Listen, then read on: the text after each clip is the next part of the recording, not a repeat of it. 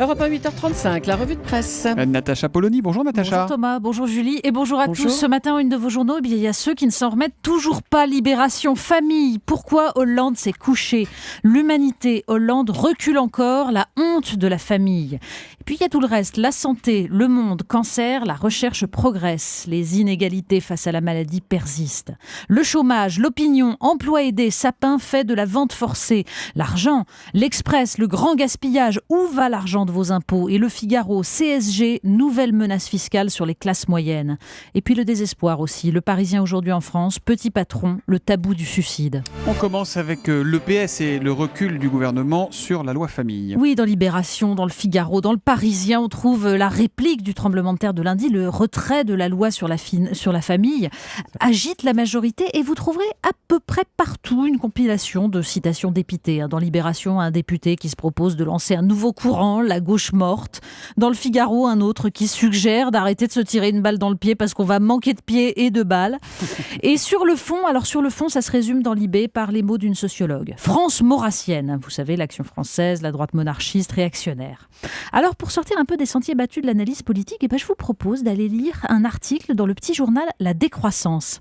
C'est une réponse à ceux qui traitent les décroissants au choix de dame patronesse, fasciste, représentant de la droite bigote. Insulte authentique, précise Vincent Chenet, l'auteur de l'article. Il s'insurge contre un hors-série du Canard enchaîné sur les nouveaux réacs qui mêlaient par exemple les groupes intégristes comme Civitas et les Identitaires à un mouvement slow-tech de réfractaires au règne de la technologie. Il précise que la critique de la religion du progrès fut menée par des socialistes comme George Orwell ou Joseph Proudhon, mais aussi par des contre-révolutionnaires aristocratiques comme Joseph de Maistre. Et il cite le philosophe Jean-Claude Michéa. Il faut savoir distinguer entre la critique de la société bourgeoise qui est faite au nom de la nostalgie d'un ordre inégalitaire et celle qui voit dans ce système la destruction des traditions égalitaires populaires, paysannes, artisanales et autres. Rien à voir donc entre les décroissants, les anti-progrès et les extrémistes tendance Soral-Dieudonné. Surtout, Vincent Chenet dénonce le vide idéologique laissé par la gauche. La gauche, écrit-il, est incapable de comprendre que la société de l'illimité fait système et que sa passion invétérée pour son versant culturel et de mœurs, gestation pour autrui, PMA, libéralisation des drogues, ouvre la voie à son versant économique, auquel elle s'est d'ailleurs largement ralliée. Oui, c'est une réflexion sur la cohérence en politique. On parle environnement à présent, environnement et église au pluriel. Oui, comme pour prolonger d'ailleurs, on trouve dans Le Monde une interview de Nicolas Hulot. Les églises doivent s'engager sur le climat. Face à l'inertie des politiques, nous dit le journal, Nicolas Hulot se tourne vers les autorités religieuses espérant un sursaut des consciences. En fait, l'ancien candidat malheureux aux primaires d'Europe Écologie Les Verts rêve de mobiliser le pape, mais aussi les représentants des cultes juifs et musulmans, et voit dans la notion de sobriété et d'humilité le lien entre ses positions à lui et celles des religions. Je pense, dit-il, qu'une alliance entre ce que l'on peut appeler l'écologie scientifique humaine et la théologie en tant que réflexion métaphysique n'est pas inutile pour appréhender en profondeur la crise de civilisation que nous vivons. Et bien là encore, je vous conseille de poursuivre la réflexion dans le journal La Décroissance.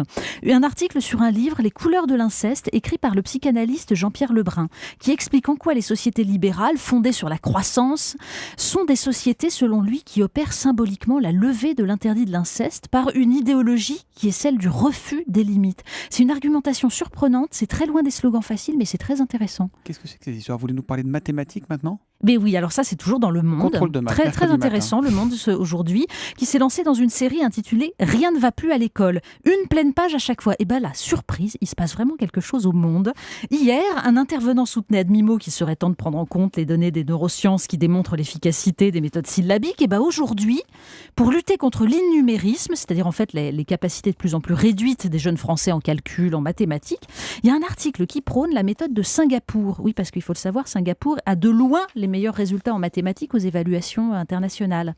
Donc une méthode par la manipulation d'objets, la progressivité, et un manuel publié par une des maisons d'édition qui s'oppose aux pédagogies pratiquées par l'école actuelle. Un régal. On termine avec l'histoire d'une jeune américaine. Oui, ça c'est un article du site Causeur qui nous raconte une petite histoire, celle de Chloé Stirling, 11 ans, vivant dans l'Illinois. Alors elle s'est lancée, Chloé, récemment dans la fabrication de cupcakes qu'elle vend pour aider à payer le traitement d'un camarade de classe atteint d'un cancer. Ému, un journaliste local lui consacre un petit article. Et le lendemain, les parents reçoivent une mise en demeure du département de la santé publique de l'Illinois. Ils doivent soit acheter une boulangerie, soit mettre en place une cuisine séparée pour satisfaire aux exigences d'hygiène qui régissent la vente de produits frais. Donc Chloé a abandonné ses cupcakes, évidemment. Un fermier amiche de Pennsylvanie avait lui été perquisitionné à 5h du matin pour une saisie de lait cru non autorisé juste après la traite. Et une blogueuse s'était vue imposer une licence à $300 pour avoir vendu un objet à $11 sur son blog. Alors ne riez pas, parce que toutes ces petites tracasseries, nous avons les mêmes en France et ça fait des unes après sur le suicide des petits patrons et des paysans. Natacha Polony, la revue de presse d'Europe 1, tous les matins à 8h35.